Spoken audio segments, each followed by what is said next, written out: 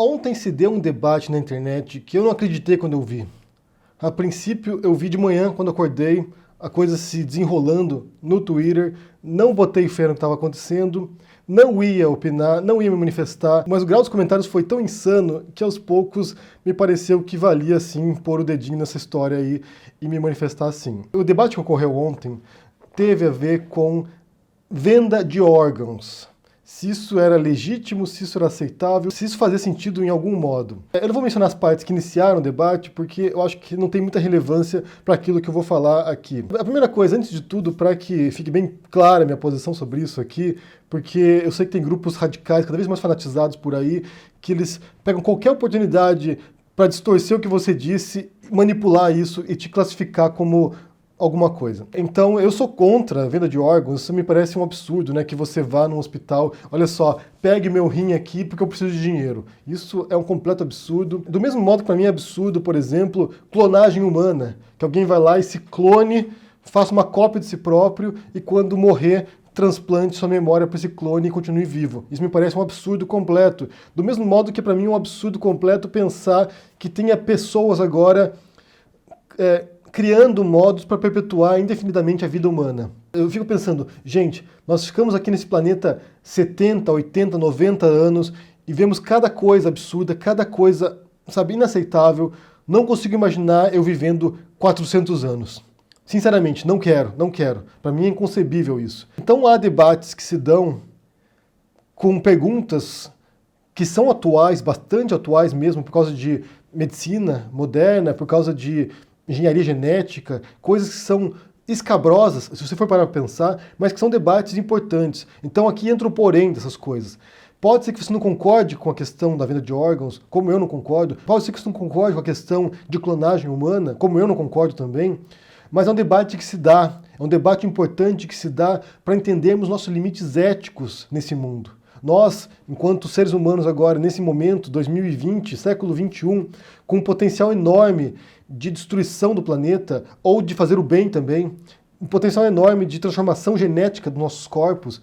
Por exemplo, é ético ou não que você vá lá, modifique geneticamente uma célula humana, um embrião humano, e faça com que a gente tenha 4 braços para que a gente possa trabalhar melhor na fábrica? Isso é ético ou não é? É ético, por exemplo, que você, na hora que você vai ter um filho, possa escolher a cor dos olhos do seu filho, porque você quer ter um filho com olho azul, que escolha a cor do cabelo do seu filho porque você quer que ele tenha cabelo loiro, que escolha a cor da pele do seu filho para que ele seja branco. Isso é ético? É ético, por exemplo, que você possa, através de manipulação genética, escolher também se o seu filho vai ser menino ou menina? Ter esse tipo de escolhas na vida? Ter esse tipo de escolhas e manipular os nossos corpos? É ético ou não é? E esse é um debate que se dá dentro de um campo bastante específico, que é um campo interdisciplinar entre a filosofia e as áreas médicas de saúde, que se chama de bioética. E é um campo interessantíssimo, na verdade. Quando você passa a estudar esse campo, entender o que eles debatem ali, é muito interessante, porque não é apenas questões completamente abstratas em alguns casos, ou bastante mirabolantes, como no caso de clonagem humana, bem, que é quase uma realidade no final das contas, mas como esse tipo de situação, mas também sobre os limites da interação entre médico e paciente. O que um médico pode fazer com o paciente? Um médico pode fazer uma cirurgia em você sem que você saiba, sem que você autorize isso. Um médico pode te ocultar uma doença grave que vai te matar posteriormente, se você não se tratar. Ele tem esse direito de sonegar informação para você. São questões bastante abrangentes em relação médica, na área de saúde, mas também entre pessoas, entre indivíduos, entre um profissional de saúde e o paciente. Ou uma questão, por exemplo, que é muito debatida hoje, e que para muita gente é inconcebível que se debata esse tipo de assunto, sobre o aborto. Se o aborto deve ser legalizado ou não. Tem pessoas que acham que a gente não deve debater esse assunto. Que a gente não pode tocar nesse assunto porque é uma abominação que alguém vai lá e assassine uma criança. Enquanto outros pensam que é uma legítima escolha da mãe ou dos pais. Ter ou não ter um filho que eles não podem trazer nesse mundo. Então o debate sobre doação de órgãos, nesse caso venda de órgãos, ele é um debate legítimo que se dá num campo da filosofia e da área de saúde. Eu até quero fazer uma pergunta para vocês ali, quem estuda filosofia hoje, né? Quem é aluno universitário ou de uma faculdade de filosofia, se vocês têm essa disciplina, ou se vocês em algum momento do seu curso abordaram essas questões éticas envolvendo medicina, a bioética, envolvendo questão de saúde. Porque quando eu estudei, não abordamos em nenhum momento isso, eu fui estudar posteriormente por conta própria, porque é uma área que me interessa, embora eu não seja um expert no assunto, eu já fiz cursos de bioética, eu já estudei um pouco sobre isso, e me interessa muito essas questões. Eu vou deixar para vocês aqui vinculados alguns artigos sobre esse assunto de doação de órgãos e venda de órgãos, porque é um tema que é debatido. Em via de regra, é uma condenação desse tipo de prática, que você não pode vender os seus órgãos voluntariamente. Você não pode chegar no hospital, quero vender o meu rim, não pode, porque isso fragilizaria ainda mais pessoas que já estão em condições precárias. Então é óbvio que isso vai afetar os mais pobres. É óbvio que vai afetar indigentes, por exemplo. É óbvio que vai afetar pessoas que estão desesperadas. E isso transcende a questão da autonomia. Num dos artigos menciona isso. Que tipo de autonomia tem uma pessoa, por exemplo, que tem sérias dívidas, que está na beira da miséria e que resolve ir lá doar o seu órgão porque é o único modo que ele tem para se manter se sustentando na vida. A gente pode pensar essa questão de doação de órgãos e venda de órgãos no sentido mais político, em termos social mesmo, mas também em questões médicas, em questões práticas médicas. De uma pessoa doar um rim, por exemplo, que diz que é o único órgão que seria factível de aplicar uma coisa assim, porque você não pode doar seu coração, por exemplo. Dificilmente eu poderia doar um pulmão, mas o rim seria o mais factível.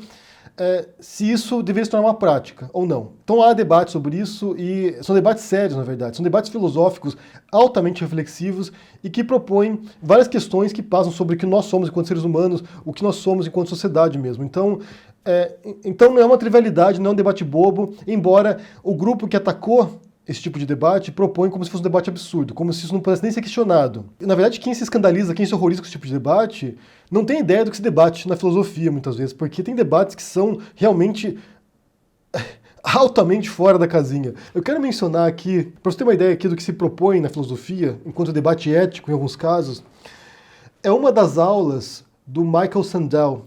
É um professor de Harvard, é um professor de ética, de filosofia em Harvard. O curso dele está na internet, você pode fazer o curso dele, e eu recomendo que você faça se você entender inglês, porque é genial. Esse curso se chama Justice, Justiça. E ele propõe várias questões éticas, vários cenários éticos para a gente, na sociedade, como indivíduos. E um dos cenários que ele propõe é, por exemplo, no hospital tem 7 pessoas em estado crítico, prestes a morrer, e necessitam de órgãos. E de repente o médico está lá, o cirurgião, ele vai numa sala e tem um paciente lá, uma pessoa saudável, com uma micose. Foi lá para verificar uma micose no pé. E o médico pensa o seguinte: olha só, eu tenho 7 pessoas que estão morrendo, que necessitam de órgãos diferentes. E aqui eu tenho um sujeito são. Porém, se eu matasse esse sujeito aqui e pegasse os órgãos dele, eu poderia salvar 7 vidas. Uma vida em troca de 7. Não vale a pena fazer isso? Te parece ético fazer isso? Me responda aí.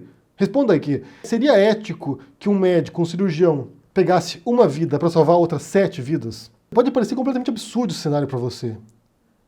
Mas é um debate que se dava, por exemplo, com filósofos utilitaristas. Que o bem social, o bem da coletividade, vem antes do bem do indivíduo. Então vale a pena, nesse caso, sacrificar a vida de uma pessoa para o bem geral, para que outras pessoas possam se salvar. É um debate que se dava, gente. É um debate que se dava na filosofia. Qual foi a sua resposta? Eu fiquei curioso para ver a resposta de vocês. É claro que se você fosse uma das pessoas agonizando no leito de morte ali, esperando um órgão, talvez você achasse que fosse legítimo pegar uma pessoa para salvar outras 7 pessoas. Mas se você for a pessoa com a micose, eu acho que você não ia concordar com a ideia, não. Então esse debate sobre a venda de órgãos me parece mais ou menos dessa natureza. Será que não vale a pena para uma pessoa vender um órgão para salvar outra pessoa e receber uma compensação financeira? Nos artigos que eu vou vincular aqui, uma das propostas ali me pareceu bastante plausível até, que é você pagar alguém previamente. Então, por exemplo, você não quer doar o seu órgão, você sabe sei lá por quê, por questões religiosas, sei lá, você não quer doar o seu órgão. Mas é oferecida uma compensação financeira para você, para que quando você morrer no futuro, você doe o seu órgão. Então vamos supor que você receba 15 mil reais para doar o seu rim no futuro, quando você morrer. Não agora. Você está vivo agora, você fica com o seu rim, mas quando você morrer no futuro, o seu órgão será doado. Porque isso estimularia pessoas que não seriam voluntárias a doarem seus órgãos no futuro e ajudarem a reduzir a fila de espera para transplantes de órgãos. Então essa é uma solução que parece ser plausível, principalmente em países que teriam essa condição financeira para oferecer esse tipo de compensação financeira. Mas o fato, gente, é que existem vários debates éticos envolvendo saúde, envolvendo autonomia nossa, envolvendo questões éticas, sociais e médicas. São vários debates que se dão. E não é absurdo questionar esse tipo de coisa.